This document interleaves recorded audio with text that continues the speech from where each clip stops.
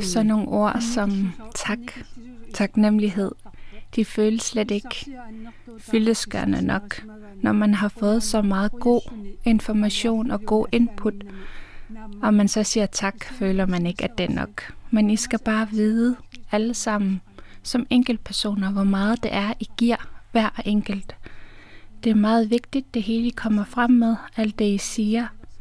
Jeres viden, jeres personlige viden, men også jeres faglige viden. Det er utrolig vigtigt alle sammen. Når politikere arbejder, noget af det, de gerne vil have, det er et godt grundlag for den viden, de skal bygge videre på, og det er det, I giver. Så for at arbejdet skal kunne gå videre, eller det videre arbejde fra nu af, der tænker jeg, at vi skal bruge det, vi har indsamlet her.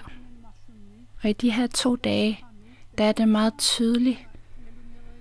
Altså, jeg troede, vi allerede vidste, for eksempel Inunnarita 3, den er godkendt. Og når man godkender den, så arbejder man med den som grundlag. Man arbejder ud fra den. Og så er der ikke nogen, der skal kunne sige noget imod. Det er den, vi alle sammen har som fælles udgangspunkt. Da vi startede Inunnarita, og nu er vi nået til nummer 3, så er der ikke nogen andre, der har gået imod og sagt, det er ikke sådan, vi skal gøre, den her er jeg ikke enig i. Også selvom at Naalakkersuisut, der kommer nogle nye ind. Så det i vores arbejde, det er grundlaget, og det er det, jeg regner med, som at vi skal gå videre med i vores arbejde.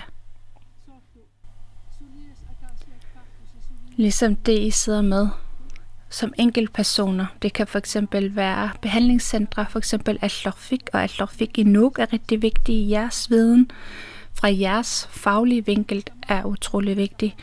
Alle har noget at kunne bidrage med og kunne give. Og så kan vi også sige, at dem, der arbejder med det fagligt i deres hverdag, at vi også har deres viden med, og det er utrolig vigtigt i det her arbejde. Hvis der er nogen, der kommer og siger, at det er kun for eksempel højere oppe, eller højere stillinger, som vi har hørt fra.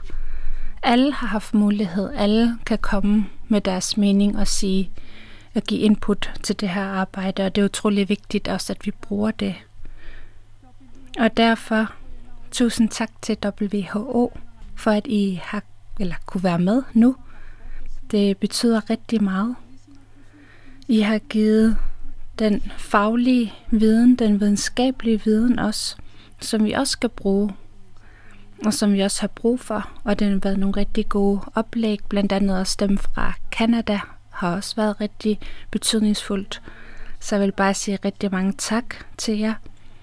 Jeg forestiller mig fra nu af, at arbejdet ikke kun skal være papirarbejde, det skal ikke kun være anbefalinger, men når jeg får anbefalingerne, vil jeg invitere fra alle partier og snakke med dem og vise, prøv at se her, det her er anbefalingerne, hvordan kan vi fælles og i enighed blive enige om en politik, der gælder mange år fremover. Altså prøv at møde alle meninger og holdninger. Og jeg mener også helt bestemt med hensyn til alkoholpolitik, at vi vil kunne finde en god politik, der kan holde i mange år. Alle politikere ønsker mindre forbrug af alkohol. De ønsker alle sammen mindre eller nedsættelse af anbringelser uden for hjemmet. De ønsker nedsættelse af andre problemer. De ønsker, at familier skal blive stærkere. Så hvis man ser på den fælles viden, vi har, der er alkohol altid med. Alkohol er altid en del af grunden, så det er derfor, at det er det, man skal tage fat i som det første. Jeg glæder mig til det videre arbejde,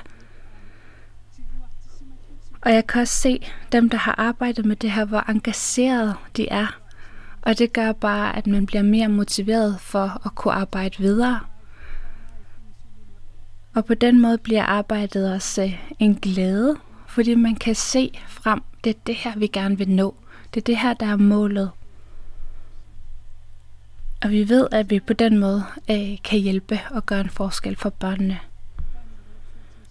Så det vil jeg gerne love i vores arbejde, at vi gør, hvad vi kan. Så tusind tak til alle.